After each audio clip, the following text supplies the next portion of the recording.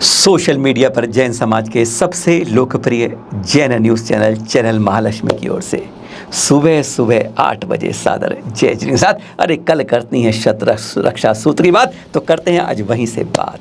पर सबसे पहले करते हैं अपने तीर्थंकरों के मोक्ष की बात।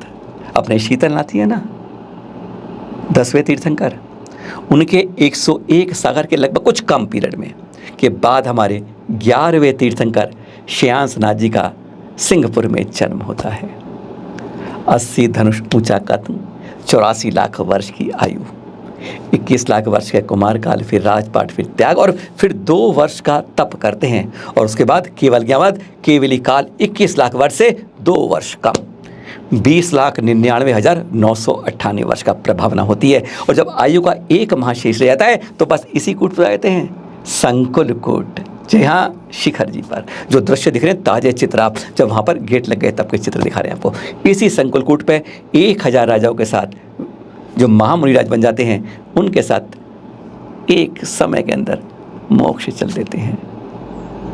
इस कूट से 96 कौड़ी 96 करोड़ 96 लाख 9,542 महामुनिराज भी उस काल में मोक्ष गए थे। और जानते हैं आप, इस कूट की निर्मल भावों से जब आप वंदना करते हैं ना, सब कुछ छोड़ के संसार को अलग करके आत्मा को परमात्मा से मिलाने के मिलन में जब इस तरह की वंदना होती है तो पता है फल कितना मिलता है? 1 करोड़ पुरुषद उपवास का फल मिलता है। बस ऐसा दिन है जो आ रहा है कल, और उसी के बारे में इतना ही नहीं है, बहुत कुछ है कल। और अब रक्षा सूत्र, कोई कल बहनें भाई के हाथ पर कलावा बांधेंगी, रक्षा सूत्र बांधेंगी। पर इसकी कहानी भी बचपन में बहुत पढ़ी है। हिंदी की क्लास में जब पढ़ते थे ना 7वीं 8वीं में, तो ये कहानी थी रक्षा बंधन की कथा। ऐसे भी लिखना पड़ता था, तब भी यही पढ़ा जाता है। रक्षा बंधन शुरू कैसे हुआ यह नहीं, पहले बात तो करें कथा क्या है। क्या आप पढ़ते थे?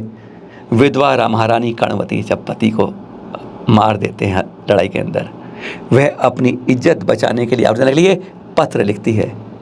किसी हिंदू राजा को नहीं, मुगल शासक हुमायूं को दिल्ली भेजती है पत्र कि यह पुत्र है एक बहन का भाई के लिए, उसकी लाज बचा दो, अगर बचा सकते हो भाई, यह धागा आपके लिए भेज रही हूँ, एक बहन आपके नाम। हुमायूं का दिल पसीज जाता है, मुगल बादशाह तुरंत चल देता है सेना लेके। यह होता है भाई का बहन के प्रति कर्तव्य। कहानी है ये, पर यह सत्य भी है। लेकिन जब तक वह पहुंचता है, सेना पहुंचती है वहां तक, तब तक बहादुर शाह के आक्रमण को देखते हुए वह जौहर के अंदर कूद जाती है, प्राण छोड़ देती है। हुमायूं देखते हैं कि जिसने मेरी बहन ने धागा भेजा था, अरे वह तो चली गई। लेकिन वह अब गुस्से में आ जाता है, बहादुर शाह पर हमला करके ज़मीन वापस ले लेता है जगह वाली, और वहीं कर्णवती के बेटे को राज्य संभाल के चले देता है। यह कहानी पढ़ी है हमने, आपने, और शायद हमारे बच्चे भी आगे जाके यही पढ़ते रहेंगे। हमारी पुस्तकों में कभी यह नहीं रहता कि शुरू कहाँ से हुई कथा।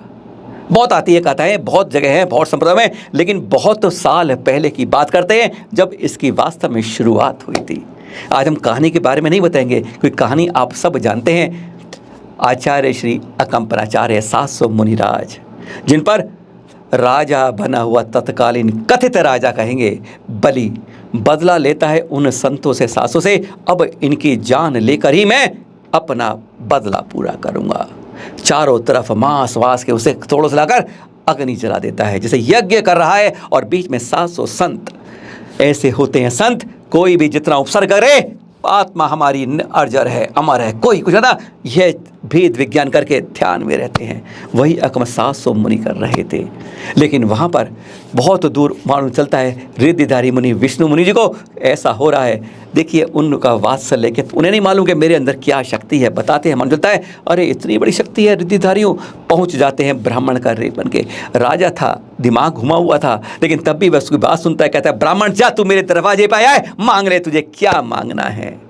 राजा पहले ऐसे होते थे, अपने घमंड और मान के कारण, क्योंकि सब कुछ है मेरे पास देने के लिए, मेरी जय बोल, मैं सब कुछ करूंगा। बस विष्णु कुमार ब्राह्मण रूप में थे। कहते हैं हे इस विप्र को क्या चाहिए?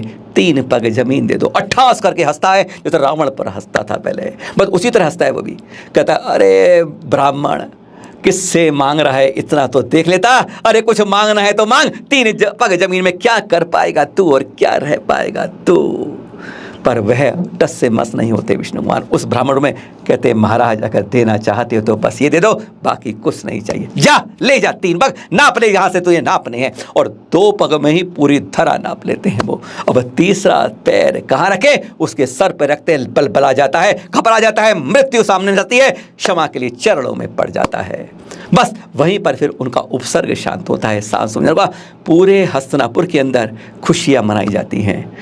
गला सबका धुएं से रुंध गया होता है, ऐसे में भोजन नहीं कर सकते। सारा समाज जानता है, सारे लोग जानते हैं। वह उस दिन खीर बनाते हैं दूध की और सबको खिलाते हैं। आपस में रक्षा सूत्र बांधते हैं। आज से हम शपथ लेते हैं, संकल्प लेते हैं कि धागे का रक्षा सूत्र आज हम सब के लिए बांधते हैं और विश्वास के आगे से इनकी सुरक्षा का कर्तव्य हम निभाएंगे। कथा यहीं से शुरू होती है, इतिहास यहीं से शुरू, सबसे पहला इतिहास यहीं से। पर यह कोई नहीं बताता, कोई नहीं सुनाता, केवल जैन धर्म के 4 भाई बैठ के आपस में सुन के, अपने आप सुन के, शांति में धागा बांध के इतिश्री कर लेते हैं। हर बहन बांधेगी कल रक्षा सूत्र अपने भाई को, कलाई पर बांधते हुए कलावे को कहेगी भैया आज ये रक्षा सूत्र तेरे हाथ पर बांधा है, बस इसी भाव के साथ कि तेरी को अब मेरी रक्षा का संकल्प दोहराना है। याद रखना है कि तेरी भी बहन है जिसने धागा बांधकर तुझे आज बांध दिया है। इस मंतव्य से इसी बात को ध्यान रखें। पर इस बार यह धागा सिर्फ इसलिए नहीं बांधना, इस बार शपथ साथ में एक और लेनी है कि मैं अपने चल और अचल तीर्थों की भी सुरक्षा भैया तो ये इसकी करनी है। और ये धागा सिर्फ मेरे लिए नहीं, अपने चल अचल तीर्थों की सुरक्षा, संरक्षण, संवर्धन और विकास के लिए भी तेरे ऊपर यह शपथ देती हूं। आज अगर तुझे मानना है अपने भाई में बहन तेरी, तो यह भी संकल्प तुझे दोहराना होगा। भाई के साथ बहन को सिर्फ इतना ही नहीं निभाना इस बार, चाहे बहन हो चाहे भाई हो। हम 45,51,723 लोगों के अंदर जैन बंधु, जो सरकारी आंकड़ा कहता है, सबको इस बार अपने पास के मंदिर में जाके उसके द्वार पर भी एक रक्षा सूत्र बांधना होगा। चाहे मैं बहन हूँ, चाहे भाई हूँ, चाहे वृद्ध हूँ, चाहे महिला हूँ, पुरुष हूँ, बच्चा हूँ, कोई भी हूँ, मैं अपने जीवन को अपने प्रयास के अपने अनुसार मैं इस जिनालय की रक्षा करूंगी। जिनालय तेरे मेरे पड़ोस का नहीं, कहीं भी जहाँ मेरा सामर्थ्य हुआ उसको रहने के लिए आज मैं वचनबद्ध होता हूँ या वचनबद्ध होती हूँ। यह संकल्प हमें लेना होगा। आज समय की यही पुकार है। यही नहीं, यह तो हमारे अचल तीर्थों के साथ चल तीर्थों की सुरक्षा में भी है। जहाँ जहाँ संभव हो सके अपने संत के पास जाएं, अगर अनुमति मिले तो उनके पिच्छी पे भी एक कलावा सूत्र बांध दीजिए। इस शपथ के साथ कि ये इस बच्ची को धारण करने वाले जितने भी संत हैं उन सब की रक्षा का संकल्प आज हम दोहराते हैं। आहार विहार में हम साथ होंगे, आपकी सुरक्षा के लिए, वैयाव्रत के लिए हर समय तैयार होंगे। अरे इस बार संकल्प यह भी लीजिए, रक्षा बंधन नहीं, रक्षा सूत्र यहाँ भी बांधिए। इस बार 3 रक्षा सूत्र हैं। एक बहन आपके बांधती है और 2 आप बांधते हैं, और बहन है तो वह 3 बांधती है, जिनालय में भी बांधती है और संत की पिच्छी पर। यही संकल्प करना होगा आपको। घर बैठे विश्वास कीजिए, अगर आपने ऐसा एक कदम बढ़ाया तो हम आपके लिए विश्वास दिलाते हैं, घर बैठे आपके लिए पुरस्कार तैयार करते हैं। सुन लीजिए रिपोर्ट, बस आपको यह करना होगा। घर बैठे भाई ने आज बहन का जब मुंह मीठा करती है, कुछ देता है, आज यही भाई चैनल महालक्ष्मी आपसे अनुरोध करता है, इतना और कीजिए। घर बैठे पुरस्कार आप देश में ही नहीं, हम विदेशों में कहीं भी आपके अंदर है। अगर इनमें से कुछ भी करते हैं आप इनाम जरूर पाएंगे। सुनिए यह रिपोर्ट। संकल्प जैनों का टूटे ना, अब कोई जैन तीर्थ छूटे ना। जैन तीर्थ संरक्षण के लिए जागरूकता फैलाएं, टुडे टी से पुरस्कार पाएं। भाग लेने वाले सभी प्रतियोगी जीतेंगे निःशुल्क गिफ्ट हैम्पर एवं प्रमाण पत्र भी। 1 नहीं 2 नहीं 3 तरीके से आप इसमें शामिल हो सकते हैं, पर एक जना एक ही में शामिल होगा। सबसे पहले अगर आप में लिखने की क्षमता बहुत अच्छी है, अच्छे लेखक हैं, तो जैन तीर्थों को हम कैसे बचा सकते हैं, 1 पेज 1.5 पेज के अंदाजे के अंदर आपको सिर्फ उपाय लिखकर भेजने हैं इसके अंदर। और दूसरा, प्रखर वक्ता बनिए। विषय लेकिन हो जैन तीर्थ कैसे बचाएं। आप अपने विचारों को 2 मिनट 3 मिनट का अपना ऑडियो बनाकर भेजें, जिसमें आपकी नजर में तीर्थों की सुरक्षा कैसे हो सकती है। ध्यान रखें, पर तीसरी बात को ध्यान रखिए, आप सीधा तीर्थ यात्रा के करते हैं। अब बात कैमरा लेकर जाते हैं, मोबाइल आपके पास, क्या करना है, किसी तीर्थ पर जाएं, सिद्ध क्षेत्र, अतिशय क्षेत्र या प्राचीन क्षेत्र पर जाते हैं, वहां के आप चित्र या वीडियो संकलित करिए, खींचिए, क्या कमी है और क्या सुविधाएं हैं, दोनों का समावेश कीजिए। और किस तरह पहुंच सकते हैं। ये नहीं कोई प्राचीन मूर्ति कहीं पड़ी है जहां पर संरक्षण नहीं हो रहा, इस तरह को आपको कैमरे में कैद करके यादगार बनाना है और उसका विवरण लिखे हम सबको भेजना है। यानी 1, 2, 3 तरीके हैं और कैसे, पहले आगे देखते हैं। अधिक जानकारी के लिए संपर्क करें अपराजिता जैन को। व्हाट्सएप नंबर है 9717494975। ये तो नंबर हो गया व्हाट्सएप पर आपको भेजने के लिए, पर ध्यान रहे आप सबको इसके साथ कई नाम, पूरा पता, साथ में मोबाइल नंबर जरूर भेजना है। कई सज्जन नाम भेजना भूल जाते हैं, कभी कोई मोबाइल नंबर भूलना, पूरी चीजें भेजें। और इसके लिए सबसे सरल तरीका है जो ये देख रहे हैं आप, गूगल फॉर्म। अब इसको स्कैन करना है इस QR कोड से जो आप देख रहे हैं SMS स्क्रीन के ऊपर, इसको अपने मोबाइल से स्कैन करिए, आप सीधा ही गूगल फॉर्म पर पहुंच जाएंगे। नाम, पता, मोबाइल सब कुछ आपसे वे मांग लेगा, क्योंकि जब तक आप भरेंगे नहीं एंट्री होगी नहीं। इसी में आपको डिस्क्रिप्शन अपना आलेख भेजिए, आपने कोई चीज बनाई है या हमें कोई अटैचमेंट करनी है वह करिए और सबमिट कर दीजिए, और फिर आपको स्वीकार होने पर ID नंबर अपने आप मिल जाएगा। 3 सर्वश्रेष्ठ को मिलेगा टुडे टी की ओर से प्राइज। पहला 3100, दूसरा 2100 और तीसरा 1100 रुपए। इसके साथ सभी प्रतियोगियों को मिलेगा प्रमाण पत्र और निःशुल्क गिफ्ट हैम्पर।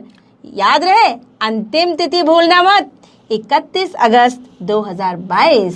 हर किसी को इनाम ही इनाम, घर बैठे कोई खर्चा नहीं, सिर्फ मोबाइल से और या गूगल फॉर्म भर के आपको भेजना है। 3 तरीके फिर बता दें आपको, या तो आप अपना आलेख लिखकर भेजेंगे, गूगल फॉर्म पर क्लिक करेंगे QR कोड पर और उस पर भर कर भेज देंगे। पर एक बात ध्यान रहे कि आपकी प्रविष्टि एक ही बार मान्य होगी, दोबारा भरने पर कैंसिल हो जाएगी, इसलिए एक ही प्रविष्टि मान्य है। जी हाँ, इस नंबर पर या इस गूगल फॉर्म पर कभी और कुछ नहीं लिखें, केवल आवश्यक तो यार एक बार भेजिए। दूसरी प्रतियोगिता है ऑडियो के रूप में आपकी स्पीच, और तीसरी है आपका मोबाइल, आपका कैमरा जो जाएगा तीर्थों पर, अति क्षेत्रों पर खींच के लाएगा, पूरी जनता को बताएगा, और जो इसमें अच्छे होंगे वह हम चैनल महालक्ष्मी पर दिखाएंगे भी पूरे जैन समाज को।